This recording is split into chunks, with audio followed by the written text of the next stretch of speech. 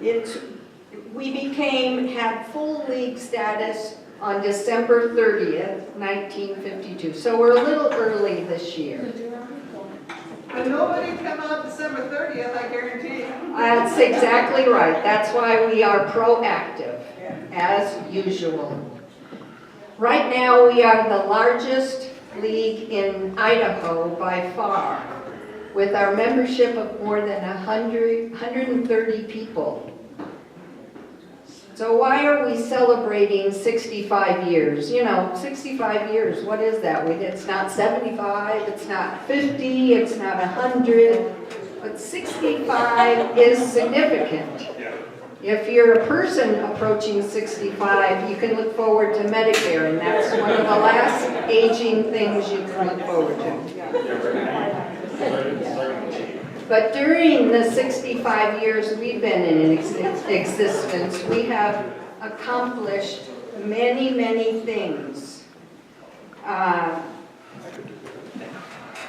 When you think of the suffragettes, by 65 years, they still hadn't accomplished what they started out for.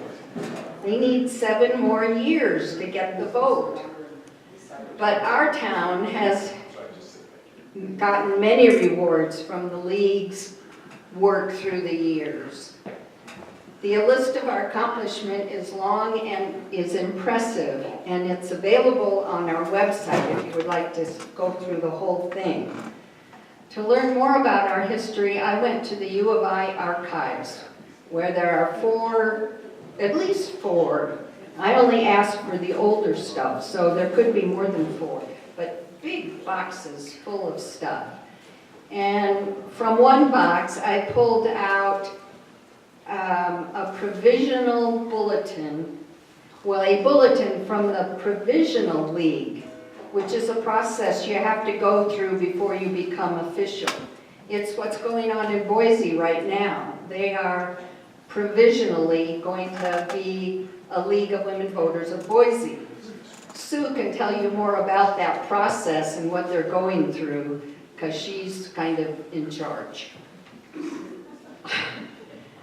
So back in February of 1952, in preparing for the official designation of League of Women Voters of Moscow, the officers of the Provisional League distributed a bulletin to the members where it welcomed some new members, like Mrs. Paulman, Mrs. C.I. Dobler, Mrs. A. Ramstead, Mrs. Boyd Martin, and so on, of the new members. Did anyone notice anything in that list? Yeah, no first names were used. That's different, thank goodness, now.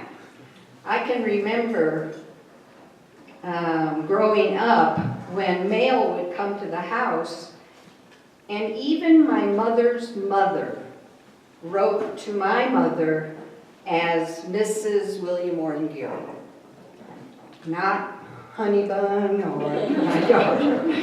And I can remember resenting that and feeling demeaned as a girl by that.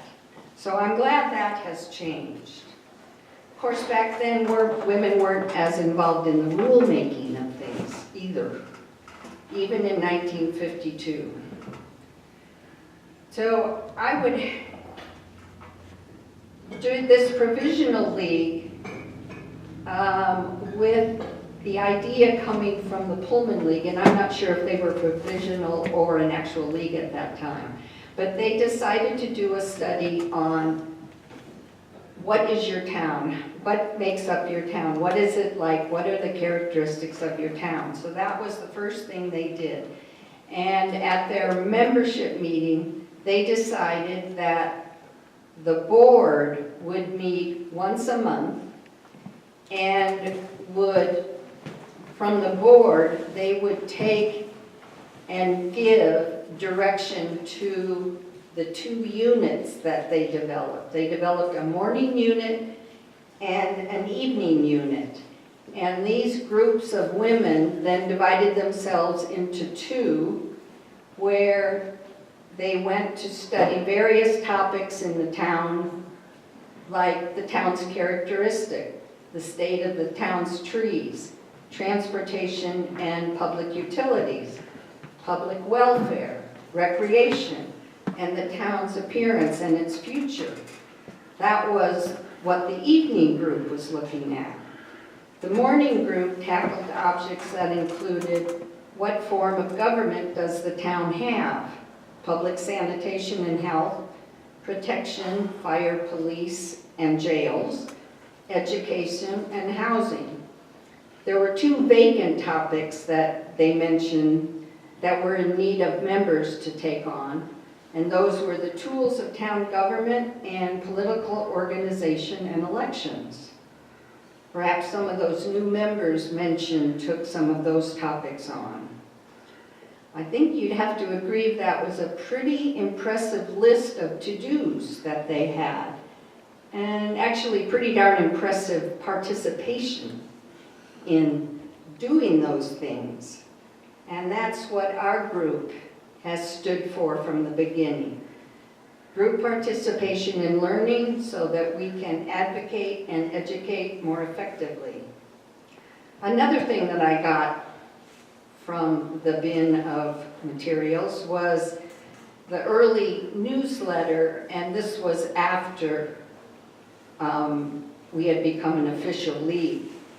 And in that letter, they listed the nominating committee for the slate of candidates for the election that was going to be held on Tuesday, March 30th at the annual meeting. So their timing is a little different from ours at the start. That list of candidates used the first names of the women running. It also had a financial statement, which I thought you might find interesting. The dues at that time were $3. So with their 50 members back in 1952, that income came to $150. They had $20 donated by some of the members, and they had a finance drive which resulted in $135. So their budget was $305. And their expenses for the year exactly matched the income. And that included such items as $10 for telephone and telegraph, $5 for the yearly audit, $50 towards action in the community, and $80 for state and national dues. So it looks as though state and national PPMs took the majority of member dues back then also, as they do now. Now there's a little slice of the league history, and I am so very proud to be a part of this group. I'm impressed with all of the things that we have accomplished, helped to coordinate, started. You know, we've done so much to make Moscow the vibrant little city that it is. So welcome, and looking forward to Steve Smith's talk. Thank you.